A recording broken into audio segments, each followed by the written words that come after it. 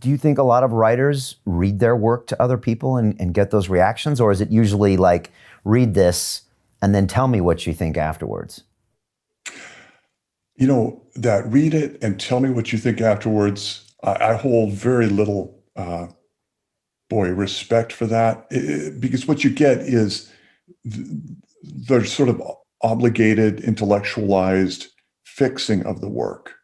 Um, and there's a lot of politics involved in that. And there's a lot of kind of showing off involved in that.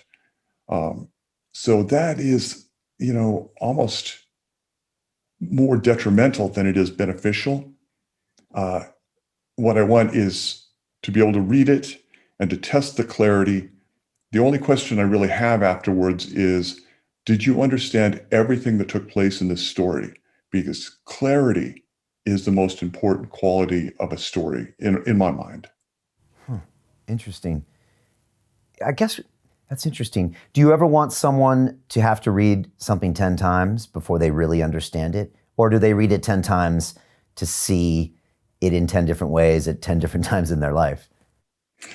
The latter, because Okay. the first time they're going to read it, they're going to get the horizontal of it. They're going to get the physical plot of what happens and how it ends. And subsequent readings at different points in their life, when they're at different emotional places, uh, they will read it and they will get different messages from it. So, yeah, a bunch of readings, but across a long period of time. But you want clarity on that first reading, no matter what. Exactly. Oh my, it took me forever as a child to learn to read. And I was always so self-conscious about not being able to read until, all of my classmates could read, that I just don't want to make the reader feel stupid. I never want to confuse the reader or make the reader feel like they're not understanding what's taking place.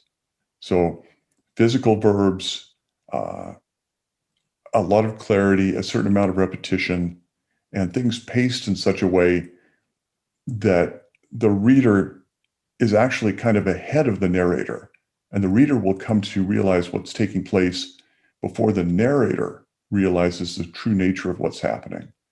And when the reader feels smarter than the narrator, then you completely have the reader uh, under your control. The reader feels sympathetic to the point of view character, and the reader feels so joyous that they're actually sort of ahead of the game. And that's when you hit them with the big, big plot event. And you use this technique in all of your works or your fiction works. I try to, it is what I aspire to do. Uh, but, sometimes it works and sometimes it doesn't. Everything is an experiment. I, I just had a weird thought, and tell me if I'm way off here. I'm wondering if that's why people like watching YouTubers and reality TV, because we can all see how someone's going into a train wreck. They can't, almost by definition, because that's what life is. And we get to see it in real time. And then something ultimately happens. And then, like you said, we have that feeling of, I always knew that was going to happen. Do I have anything there or not? What is the first thing that Scarlett O'Hara says in Gone with the Wind?